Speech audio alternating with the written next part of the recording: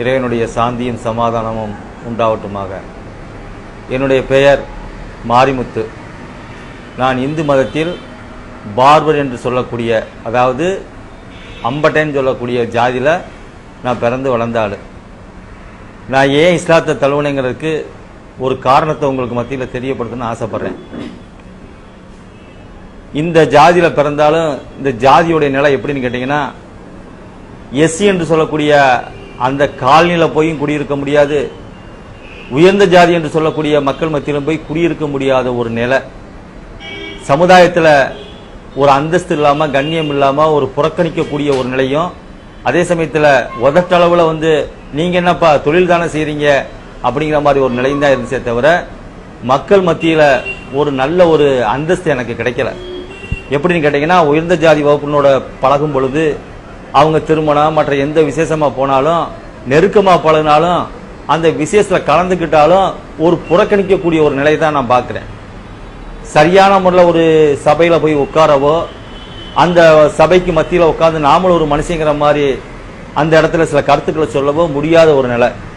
இந்த சமயத்தில் அரசியலில் நான் இருந்தேன். அரசியலில் இருக்கும் பொழுது அந்த வார்டனுடைய செயலாளர் என்ன செஞ்சாரு, ஒரு சின்ன பிரச்சனைக்காக என் சட்டையை இழுத்து பிடிச்சி, நீ எல்லாம் ஒரு அம்பட்டேன், நீ எங்க ஜாதிக்கு மத்தியில் வந்துக்கிட்டு நீ அரசியல நீ இருக்கிற, நீ ஏதாச்சும் நீ செய்யலாம்னு நினைக்கிறியா அப்படின்னு சொல்லி கேவலமா, அதாவது எப்படின்னு கேட்டீங்கன்னா, எல்லாரும் பார்க்கிற மாதிரி 4 அடி அடிச்சா கூட ஏதோ அடிக்கிறாங்க தப்பு செஞ்சிருப்பாங்களோ போயிடும். ஆனா வார்த்தையால சொல்லி நீ ஒரு அம்பட்டேன்னு சொல்லும் பொழுது உண்மையிலேயே நான் அவனுக்குள்ளே நான் செத்துட்டேன். நான் அப்படி ஒரு நிலை.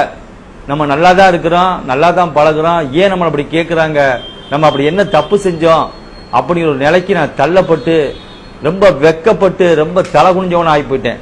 எனக்கு சில கெட்ட பழக்க வழக்கங்களா இருந்துச்சு. பீடி சிகரெட்டு குடிப்பேன், மது அருந்துவேன், சாராயம் குடிப்பேன். இந்த நிலையை அனுசரித்து குடிக்க ஆரம்பிக்கவும் 2 இஸ்லாமிய நண்பர்கள், ஒருத்தர் யாருன்னு கேட்டீங்கன்னா இன்னைக்கு தமிழ்நாடு தௌஹீத் ஜமாத்தினுடைய கிளையில தலைவராக இருக்காரு அப்துல் சுபானி சொல்லி, இன்னொருத்தர் இந்த உணர்வு போட்டோகிராஃபராக இருக்காரு ஹக்கீம்னு. அவங்க 2 பேரும் எனக்கு ஆறுதல் சொன்னாங்க. இந்து மதத்தில் உள்ளவங்க எனக்கு ஆறுதல் சொல்லலை. இவங்க என்ன சொன்னாங்கன்னா, அவன் பேசுனது தப்பு, ஆனா மனித சமுதாயத்தை மனிதனா மதிக்க சொல்லுது, இஸ்லாம் மதிக்க சொல்லுதுன்னு சொல்லும்போது இவங்க என்னடா அவங்க என்னத்தையே சொல்றாங்கிற மாதிரி என் முதல்ல கேட்டுச்சு. என்ன அவங்க இப்படி சொல்றாங்கன்னு உள்ள வாங்கன்னு கூட்டிட்டு போய் உட்கார வச்சு என்ன சொன்னாங்க, எப்பா இஸ்லாமை பொறுத்தளவுக்கு ஒரு ஆண் ஒரு பெண்ல படைக்கப்பட்ட பிள்ளைகள் தான் நம்ம எல்லாரும், ஏற்றத்தாழ்வுகள் கிடையாது அப்படின்னு ஆறுதல் அன்னைக்கு சொன்னாங்க. ஆறுதல் அன்னைக்கு அவங்களுடைய பேசின பேச்சு மனசுக்கு ஆறுதலா இருந்துச்சு. அப்ப இஸ்லாம் ஒரு இனிய மார்க்கங்கிற ஒரு நிகழ்ச்சி நடக்குது, நாளைக்கு வா உன்னை கூட்டிட்டு போறேன், இஸ்லாம் சம்பந்தப்பட்ட சில கேள்விகளை நீ கேட்கலாம் அப்படின்னு சொல்லி என்னை கூட்டிட்டு போனாங்க. ராஜா முத்தியா மன்றத்தில் சகோதரர் பிஜி அவர்கள் மாற்று மத சகோதரருக்கு பதிலளிக்கிறாங்கிற அந்த போஸ்டரை பார்த்துட்டு, அந்த நோட்டீஸை பார்த்துட்டு நானும் போய் கலந்துக்கிட்டு நானும் ஒரு கேள்வியை கேட்டேன். அதுக்கு அத்தனைக்கும் திருக்குறான்ல சகோதரர் பிஜி அவர்கள் நல்லா விளக்கமா பதில் சொன்னாங்க. திருக்குறானை படிக்க சொன்னாங்க, படிச்சேன். அதன்பால் நான் ஈர்க்கப்பட்டேன். என்னுடைய மனைவி, என்னுடைய 2 பெண் பிள்ளைகள், என்னுடைய பையன், நான் அவங்ககிட்ட சொன்னேன், நான் அவங்களும் ஏத்துக்கிட்டாங்க, என்னுடைய மனைவி ஏத்துக்கிட்டாங்க. இதன்பால் நாங்கள் இஸ்லாத்துக்கு வந்தோம். இதுதான் எங்களுடைய நிலை. இஸ்லாத்துக்கு வந்த பாடு அப்படி என்ன உங்களுக்கு இஸ்லாத்துக்கு நீங்க வந்திருக்கீங்களா, அப்படி என்ன நடந்துச்சு நீங்க கேட்கலாம்.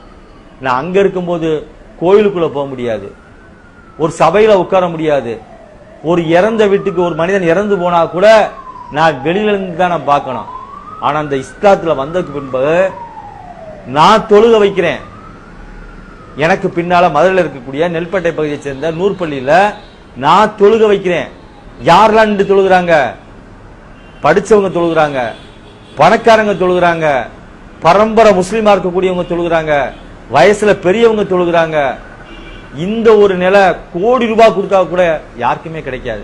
ஆனா ஒரு பள்ளிவாசல்ல நேத்து நான் இஸ்லாத்தை தேடி நான் வந்திருக்கிறேன், இஸ்லாத்தின்பால் இருக்கப்பட்டு வந்திருக்கிறேன்.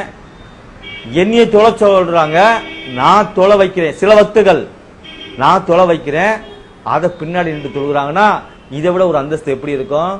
இஸ்லாம்ங்கிறது உயர்த்தியோ தாழ்த்தியோ சொல்லல, சமமா நடத்துது. அதே சமயத்தில் இந்த இஸ்லாமிய மக்கள் என்னை எப்படி பார்க்கறாங்கன்னு கேட்டீங்கன்னா, ஒரு சகோதரனா, ஒரு கூட பிறந்த சகோதரனா. சொல்லுவாங்களே ஒரு பழமொழிக்கு, எனக்கு சதையும் நகமுமாக இருக்கிறாங்கன்னு சொல்லுவாங்க இல்லையா? ஆனா அவங்க எப்படி தெரியுமா வச்சிருக்காங்க?